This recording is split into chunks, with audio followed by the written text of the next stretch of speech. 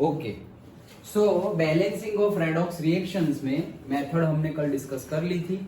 Now we are going to discuss the numerical. तो problem 7.8 क्या बोल रहे हैं? Write the net ionic equation. मतलब आयोनिक इक्वेशन मतलब केमिकल रिएक्शन हमें लिखनी है फॉर द रिएक्शन. रिएक्शन क्या हो रही है वो गिवन है, पोटेशियम डाइक्रोमेट. पोटेशियम डाइक्रोमेट है और उसमें क्रोमियम कैसा है? 6 है. कौन सा नोटेशन? स्टॉक नोटेशन से पता चलता है कि यहाँ पर 6 है, मतलब क्रोमियम की बहुत many several oxidation state possible है, उसमें से क्रोमियम यहाँ पर कौन सा है? 6. ओके, सो पोटेशियम डाइक्रोमेट है, डाई मतलब 2, तो पोटेशियम डाइक्रोमेट एंड मतलब क्या? K2Cr2O7 लिख के ही दिया हुआ है तुम्हें, विथ सोडियम सल्फाइड. तो वो भी गिवन है, सोडियम सल्फाइड है Na2SO3. सल्फेट होता तो SO4 होता. ओके, सो तुम्हें गिवन है, ये शायद ना भी गिवन हो. यहाँ पर तो गिवन है K2Cr2O7 Na2SO3, वो ना गिवन हो तो भी तुम्हें पता होना चाहिए कि पोटेशियम डाइक्रोमेट मतलब कि K2Cr2O7 एंड सोडियम सल्फाइड मतलब Na2SO3 in an acid solution. तो मैंने तुम्हें बोला था कि एसिडिक और बेसिक मीडियम गिवन होगा. ओके, एसिड सॉल्यूशन है. टू गिव क्या दे रहा है? Chromium 3, chromium plus 3, again stock notation. तो क्रोमियम प्लस 3 आयन दे रहा है और दूसरा क्या दे रहा है? Sulphate ion. समझ में आया? तो उसको ही कैसे लिखे हुए हैं देखो, पोटेशियम डाइक्रोमेट है तो पोटेशियम डाइक्रोमेट में से बन क्या रहा है? हमें गिवन है कि एक तो क्रोमियम बन रहा है वो 3 वाला, तो ये रहा +3 वाला. एक सल्फेट आयन बन रहा है SO4, तो SO4 -2 होता है, हमें पता है, तो SO4 -2. अब हाँ, तो क्या बोल रहे हैं कि पोटेशियम डाइक्रोमेट, तो पोटेशियम तो K प्लस वो तो निकल जाएगा, तो Cr में से Cr+3 मतलब Cr2O7 -2 है. ओके, क्यों -2 है? क्योंकि K+2 होगा. K2Cr2O7, K2Cr2O7. तो K तो हमारा सेकंड ग्रुप वाला, सेकंड का हाँ फर्स्ट ग्रुप वाला ही है, लीना की रब से फरियाद में पोटेशियम. ओके, तो वो +1 होगा उसका. वैसे 2 है तो कितने हो जाएंगे? +2. तो अगर ये टोटल +2 है तो ये टोटल कितने हो जाएंगे? -2. तो Cr2O7 क्या हो जाएगा? -2. तो उसके बेस पे उन्होंने केमिकल इक्वेशन लिख कर दिया हुआ है, वो तो सॉल्यूशन में लिख के दिया हुआ है, तुम्हें लिखना है. ओके, क्या? Cr2O7 -2 वो तो है हमारे पास, तो Cr2O7 -2 और Na2SO3 था. ओके, तो Na2SO3 में भी Na2SO3 था, तो Na भी कौन सा है? वही ग्रुप का है, तो +1 और वैसे 2 है तो +2, तो यहाँ पर भी ये क्या हो जाएगा? -2. तो इसीलिए SO3 -2. हाँ, यहाँ ये Cr2O7 ये +2 है तो ये -2. टोटल 0 है ना हमारा, टोटल 0 है, तो टोटल इसका +2 है हमें पता ही है, तो इसका कितना हो जाएगा? -2. वैसे ही यहाँ पर सोडियम का +2 है तो इसका कितना हो जाएगा? -2. फिर इसके अंदर वापस तुम सल्फर ऑक्सीजन का फाइंड करोगे, वो तुम कर सकते हो, लेकिन SO3 आयन जो है ओके उसका कितना है? -2. डन. तो ये केमिकल इक्वेशन लिखना आ जाएगा. उसमें हमने मेटल सिर्फ निकाल दिया है. कौन सा मेटल? सोडियम और पोटेशियम, वो 2 चीज निकाल दी है. और है क्या हमारे पास? Cr2O7 -2 then SO3 -2. उसमें से बन क्या रहा है? तो उन्होंने बोला हुआ है ये एक में क्रोमियम बन रहा है आयन +3 वाला, तो क्रोमियम +3 एंड SO4 -2. पहला स्टेप है केमिकल इक्वेशन लिखना. ये केमिकल इक्वेशन शायद तुम्हें लिखकर दे भी दे इजी करने के लिए, ना दे तो ऐसे फॉर्म में बोलेंगे तो तुम्हें लिखना पड़ेगा. ऐसे भी ना बोले और सिर्फ वर्डिंग में बोले पोटेशियम डाइक्रोमेट, तो तुम्हें पता होना चाहिए कि दैट इज K2Cr2O7. अंडरस्टूड? यहां तक कोई डाउट नहीं? राइट. ओके, चलो तो बैलेंसिंग करते हैं. तो क्या है हमारे पास? Cr2O7 -2 प्लस SO3 -2, उसमें से बन क्या रहा है हमारा? Cr+3 प्लस SO4 -2, यही बन रहा है. राइट. ओके, देखो Cr2O7 -2, SO3 -2, Cr+3 and SO4 -2, यही है. तो ये हमारा पहला स्टेप है क्या? केमिकल इक्वेशन लिखना. कल स्टेप सारे बताए थे, याद है ना? थियरी में, तो वही अब हम फॉलो करेंगे। तो अब देखो, अब बुक में हम बाद में डायरेक्ट आंसर देख लेंगे या फिर बीच में कहीं पे देखना हो तो देख लेंगे। अभी हम अपनी तरह से सॉल्व करते हैं। ओके, तो देखो कैसे करेंगे। याद है फर्स्ट स्टेप क्या लिखवाया था? फर्स्ट स्टेप यही था, केमिकल इक्वेशन लिखना, वो हमने लिख दिया। ओके, केमिकल इक्वेशन लिखना वो लिख दिया। सेकेंड स्टेप क्या था? देखो नोट्स में, करेक्ट, किसका ऑक्सीडेशन हो रहा है और किसका रिडक्शन हो रहा है वो आइडेंटिफाई करना है। तो आइडेंटिफाई करते हैं। देखो कैसे आइडेंटिफाई करेंगे? ऑक्सीडेशन नंबर और रिडक्शन नंबर लिख कर आइडेंटिफाई करेंगे। तो Cr2O7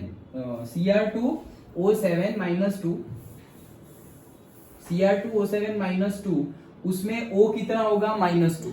तो -2 और वो 7 है, तो टोटल कितना हो गया? -14। -14 का -2 तो है ही ऑलरेडी, तो है कितना? -12। तो उसको बैलेंस करने के लिए कितना होना चाहिए? +12। तो ये Cr2 का कितना हो जाएगा? +12। एक 2 का, और एक का कितना हो जाएगा? +6। यस, हाँ ये क्या सर, तो वो ये मैं 2 का बोला, ठीक है। यहाँ दिख रहा है क्या? दिख रहा है, चलो। सो समझ में आ गया। एक Cr का कितना होगा? +6 और 2 का कितना है? +2। डन। ओके, नेक्स्ट यहां भी फाइंड करते हैं। तो ऑक्सीजन का कितना? अगेन -2, -2 3 = 6, तो -6 है, -6 का -2 ऑलरेडी है, तो -4 को बैलेंस करना है। -4 को बैलेंस करने के लिए सल्फर कितना हो जाएगा? +4। यहां पर तो अकेला ही है, तो अकेले के ही कितने हो जाएंगे? +4। डन। यहां पर तो गिवन ही है, कुछ करना ही नहीं है, तो +3। यहां पर करना पड़ेगा, तो ऑक्सीजन का -2, तो -2 4 = 8, -8 में से -2 है, तो -6 को बैलेंस करने के लिए +6। तो S का कितना हो गया? ये कितना हो जाएगा? +6। फिर से करता हूं, -2 4 = 8, -8 में से -2 है, तो -6 को बैलेंस करने के लिए +6, और एक ही S है, तो वो कितना हो गया? +6। डन। इसके बेस पे हमें पता चल जाएगा किसका ऑक्सीडेशन हो रहा है, किसका रिडक्शन हो रहा है। तो अगर क्रोमियम की बात करें तो वो +6 से +3 में जा रहा है, तो क्या हो रहा है? ये रिडक्शन हो रहा है। वेरी गुड, तो ये है रिडक्शन। यस। एंड नेक्स्ट अगर देखें क्या है? सल्फर। तो सल्फर +4 में से कहां जा रहा है? +6 में, तो वो क्या हो रहा है? ऑक्सीडेशन, क्योंकि ऑक्सीडेशन नंबर बढ़ रहा है, तो दिस इज से ऑक्सीडेशन। डन। और मैंने बोला था, याद हो तो, कि हम सबसे पहले किसके ऑक्सीडेशन नंबर लिखकर आइडेंटिफाई करेंगे? Oxidation and reduction process except hydrogen and oxygen, वो दोनों को नहीं लिखना है अभी। हाइड्रोजन और ऑक्सीजन को छोड़ के हम आइडेंटिफाई कर लेंगे कि किसका ऑक्सीडेशन हो रहा है, किसका रिडक्शन हो रहा है। हाँ, अगर हमने यहां से सपोज क्रोमियम और सल्फर दोनों में से एक या दोनों अगर ऑडियंस आयन होते, तो कल हमने देखा था ना प्रेक्षक आयन, ओके, तो वो मतलब पार्टिसिपेट ही नहीं करेंगे। अगर ऐसा कुछ हुआ तो किसी का ऑक्सीडेशन तो हो रहा है, रिडक्शन वाला कोई है ही नहीं, हमें मिला ही नहीं, तब जाके हम हाइड्रोजन और ऑक्सीजन का भी ऑक्सीडेशन नंबर लिख कर चेक करेंगे कि यार हाइड्रोजन या ऑक्सीजन का तो ऑक्सीडेशन रिडक्शन नहीं हो रहा है। लेकिन वो कब चेक करेंगे? जब हमें ना मिल रहा हो। तो मिल रहा है तो हम डायरेक्टली वैसे ही करेंगे। मैं क्या बोला समझ में आया? पक्का? ओके, आगे बढ़े ना? हाँ चलो। तो ये हमने पता कर लिया। अब सेकेंड स्टेप क्या था? याद है? लिखा हुआ है, बोलो क्या? सेकेंड मतलब जो भी थर्ड वर्ड, वो जो भी है, बैलेंस करना है। अब कैसे बैलेंस करेंगे? देखो, सबसे पहले तो हमें किसको बैलेंस करना है? जिसका ऑक्सीडेशन और रिडक्शन हो रहा है उसको बैलेंस करना है। तो किसका? सपोज ये क्रोमियम ले रहे हैं, तो उसका बैलेंसिंग करते हैं। तो बैलेंसिंग ऑफ एटॉम का बैलेंसिंग करना है। क्रोमियम यहाँ पर कितना है? 2, और वहां पर कितना है? 1 ही है ना? ओके, और यहाँ पर 2 है, तो यहाँ पर 2 लाने पड़ेंगे, तो वहां पर हम 2 कर देते हैं। सो Cr2O7 -2 प्लस, यहाँ पे जो हो वो बाद में लिखेंगे, और यहाँ पर है 2Cr + 3। डन। 2 कर दिए। अब रिडक्शन हो रहा है, उसका भी बैलेंसिंग करते हैं। तो रिडक्शन हो रहा है सल्फर का। सल्फर यहाँ पर 1 है और यहाँ पर भी 1 है, तो कुछ करने की जरूरत नहीं, तो जैसा है वैसा ही लिख दो, SO3 - 2, और यहाँ पर होगा SO4 - 2। डन। समझ में आया क्या किया? सबसे पहले हमने ऑक्सीडेशन नंबर लिखा, वो क्यों लिखा? क्योंकि हमें आइडेंटिफाई करना था कि किसका ऑक्सीडेशन हो रहा है, किसका रिडक्शन हो रहा है। अच्छा, पता चल गया, चल गया, क्रोमियम का रिडक्शन हो रहा है और सल्फर का ऑक्सीडेशन हो रहा है। उसका क्या? तो वो लोग जिसका ऑक्सीडेशन रिडक्शन हो रहा है उनका बैलेंसिंग करो, जैसे हम नेचुरली बैलेंसिंग करते थे वैसे। तो क्रोमियम का किया, लेफ्ट हैंड साइड में 2 है, वहां पर 1 ही है तो वहां पर 2 कर दिया, राइट। और फिर वो तो हो गया क्रोमियम बैलेंस। सल्फर का करना है तो यहाँ पर भी एक है, वहां पर भी एक है, कुछ नहीं करना तो जैसा है वैसा लिख दो। डन, बैलेंसिंग ऑफ एटॉम हो गया हमारा। बैलेंसिंग ऑफ एटॉम होने के बाद नेक्स्ट स्टेप क्या था? बैलेंसिंग कर दिया हमने एटॉम का। अब क्या करेंगे? हाँ, वो जो कितने से ऑक्सीडेशन और कितने से रिडक्शन हो रहा है उसका मतलब से ऑक्सीडेशन नंबर का बैलेंसिंग करना है। ऑक्सीडेशन नंबर का बैलेंसिंग वो करने के लिए हमारे पास एक और एलिजिबिलिटी क्राइटेरिया होनी चाहिए। क्या? सबसे पहले हमें टोटल ऑक्सीडेशन नंबर लिखना है। कौन सा लिखना है? टोटल, सिंगल का नहीं, टोटल ऑक्सीडेशन नंबर। अब देखो, क्रोमियम का ऑक्सीडेशन नंबर एक का कितना था? +6 था एक का, लेकिन है कितने मेरे पास? 2 है, तो टोटल कितना हो गए? +12 हो गए, क्योंकि अब मुझे टोटल लिखना है, क्योंकि मैं ऑक्सीडेशन नंबर का बैलेंसिंग कर रहा हूं। ओके, अब सल्फर का एक का कितना था? +4, और यहां पर भी एक ही है तो ये तो +4 ही होगा। फिर यहां थे क्रोमियम, ये क्रोमियम एक का कितना था? +3, और यहां कितने हैं? 2, तो कितने हो गए? +6। यहां पर एक सल्फर का कितना था? 6, और यहां पर भी एक ही सल्फर है तो +6। ये क्या किया, समझ में आया? क्या लिखा मैंने?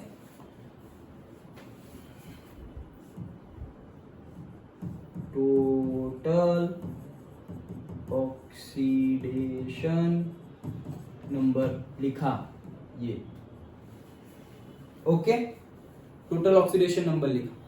अब टोटल ऑक्सीडेशन नंबर से मैं देख लूंगा कि अगर ऑक्सीडेशन हो रहा है तो कितने से हो रहा है, रिडक्शन हो रहा है तो कितने से हो रहा है। तो क्रोमियम का क्या हो रहा था? क्रोमियम का हो रहा था रिडक्शन, तो देखो 12 में से 6 तो रिडक्शन ही है, लेकिन ये रिडक्शन कितने से हो रहा है वो मैं लिखूंगा। तो रिडक्शन हो रहा है कितने से? 6 से। अच्छा, और सल्फर का ऑक्सीडेशन हो रहा था +4 to +6, तो ये तो जैसा था वैसा ही है, तो ऑक्सीडेशन हो रहा है कितने से? 2 से। डन।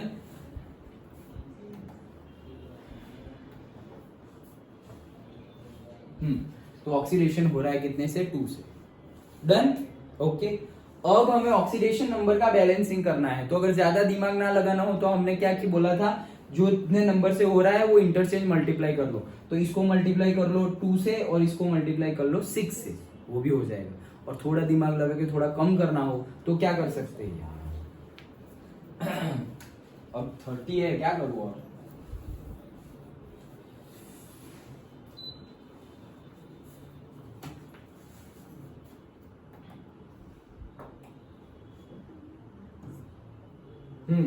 चलो, इसको 2 से मल्टीप्लाई कर लो, इसको 6 से मल्टीप्लाई कर लो, ये हम कर सकते हैं। अगर ऐसा नहीं करना हो तो थोड़ा लंबा हो जाए, ना करना हो तो ये 6 है, इसको 6 बना देते हैं, तो इसको 3 से मल्टीप्लाई कर लेंगे तो 6 हो जाएगा। तो वो छोटा नंबर से मल्टीप्लाई करते हैं। तो देखो, इसको तो कुछ करना नहीं है, तो ये तो जैसा है वैसा लिख दो वापस, Cr2O7-2। अब आ गया ये, जिसको 3 से मल्टीप्लाई करना है वो आ गया। यहाँ कर दूं क्या? इसको मल्टीप्लाई करना है 3 से, तो इसको 3 से मल्टीप्लाई करना है, तो देखो मैंने आगे 3 लिख दिया, 3SO3-2, और इसको ये Cr वाला है, Cr को किससे मल्टीप्लाई नहीं करना है, वैसे ही रहने देना है। तो 2Cr+3 प्लस ये आया वापस S, इसको करना है 3 से, तो 3SO4-2। डन। समझ में आया क्या किया? जो प्रोसेस में बैलेंस करने के लिए मुझे मल्टीप्लाई करना था उसको कर दिया मैंने। ऑक्सीडेशन प्रोसेस में ही करना था तो रिडक्शन प्रोसेस जैसी थी वैसी लिख दी, लेकिन सिर्फ ऑक्सीडेशन प्रोसेस मतलब कि जो सल्फर का हो रहा था उसको मैंने 3 से मल्टीप्लाई किया, तो यहां भी 3 और यहां भी 3। डन। ओके, अब मैं क्या करूंगा? अब चेक कर, अब ये मैंने जब मल्टीप्लाई किया 3 से, तो ये ऑक्सीडेशन नंबर का बैलेंसिंग हो गया। तो हमने क्या क्या किया? हमने एटॉम का बैलेंसिंग भी कर दिया और हमने ऑक्सीडेशन नंबर का भी बैलेंसिंग कर दिया। और एक बैलेंसिंग बाकी है, किसका? नेक्स्ट, हाँ, लेकिन अब किसका बैलेंसिंग किसका है? चार्ज का। Okay, so now we are going to do the balancing of charge. तो कितने चार्ज है देख लो, यहाँ पे कितने हैं? -2 है इसका 3 2 -6 है, मतलब टोटल कितना है? मतलब -8। डन, समझ में आया? ओके, इधर +3 and 2 तो कितना है? +6 और 3 2 ले -6। डन, क्या है? 3 2 6 और ये 3 2 ये -2 था ना, तो -6, तो टोटल कितना हो गया? ये 0। खत्म हो गया। मेमोरी है ना ये निर्भय। अच्छा, -8 और यहाँ पे 0। चार्ज कैसे गिना पता चला? सिंपली मल्टीप्लाई किया है मॉलिक्यूलर नंबर जो है। डन। अब चार्ज को बैलेंस करने के लिए हम किस चीज की हेल्प कर लेते थे? H+ और OH- की। हमें कौन सा मीडियम गिवन है? एसिडिक गिवन है। एसिडिक गिवन है, एसिडिक में क्या लेंगे? H+। तो अब तुम ही डिसाइड कर लो, H+ यहाँ ऐड करेंगे या यहाँ, लेफ्ट में या राइट में? इस साइड। क्यों? क्योंकि यहाँ ऐड करेंगे तो वो क्या होगा? +1, फिर +2, फिर +3, तो -8 तो कभी आएगा ही नहीं। लेकिन यहाँ ऐड करेंगे 1 तो -7, और एक ऐड कर दो -6, -5। तुम तो कर दिया, अब क्या बंद करते हो? पढ़ना थोड़ी बंद करेंगे। तो -7, तो वैसे करके कितने करने पड़ेंगे? कितने करने पड़ेंगे? H+ ऐड कितने करने पड़ेंगे? 2। क्यों? 6 लाने हैं। कहां 6 लाने हैं? 0 है चार्ज। बे भाई अब क्या करे यार, उधर नहीं चल रहा है, चल ही नहीं रहा है।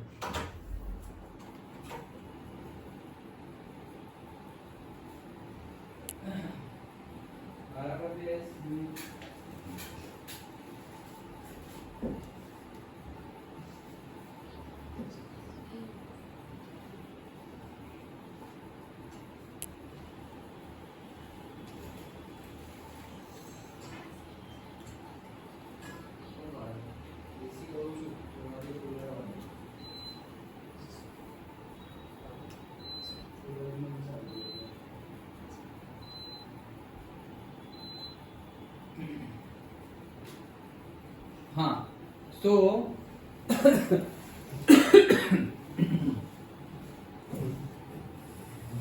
ओके तो क्या हुआ? यहाँ -8 है और यहाँ पे 0 है, तो क्या होगा?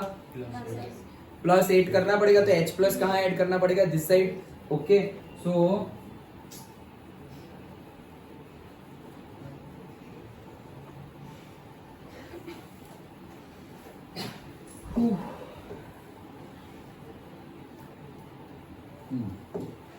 चलो, सो Cr2O7 -2 + 3SO3 -2 + 8H+।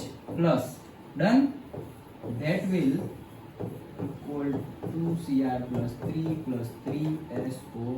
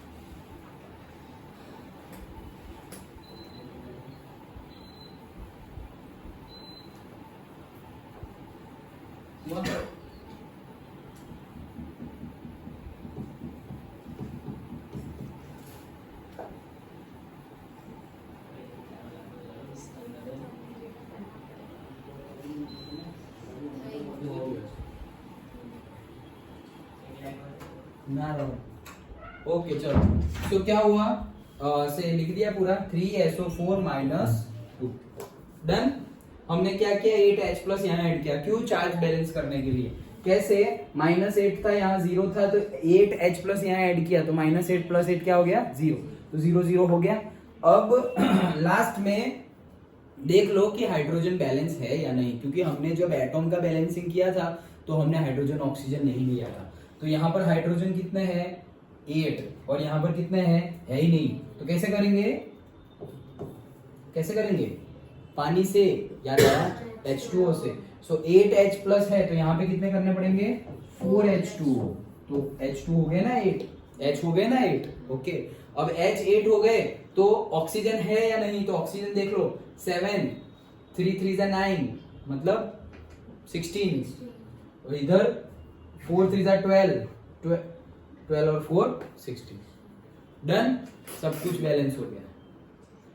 अंडरस्टूड, सब कुछ बैलेंस हो गया, हाइड्रोजन बैलेंस हो गया, ऑक्सीजन बैलेंस हो गया, और बाकी एटॉम तो हमने पहले ही बैलेंस कर लिए थे। हमने ऑक्सीडेशन नंबर भी बैलेंस कर लिया और हमने चार्ज भी बैलेंस कर लिया। अंडरस्टूड? पक्का समझ में आया? श्योर? हाँ या ना? क्योंकि मैं अभी दूंगा तुम्हें करने के लिए। तो देख लो हमारा आंसर है या नहीं इसमें? अच्छा, Cr2O7 -2 3SO3 -2 8H plus that will give 2Cr plus 3SO4 -2 and 4H2O। Done? ये 4H2O चला गया, ये रहा। ओके, तो कैसे बैलेंसिंग करना है समझ में आ गया? फिर से एक बार क्विक रिवीजन दे देता हूं। सबसे पहला स्टेप जो गिवन है उसके बेस से हमें केमिकल इक्वेशन लिखना आना चाहिए। Formula, yes, okay. तो केमिकल फॉर्मूला हमें लिखना है, वो लिख दिया।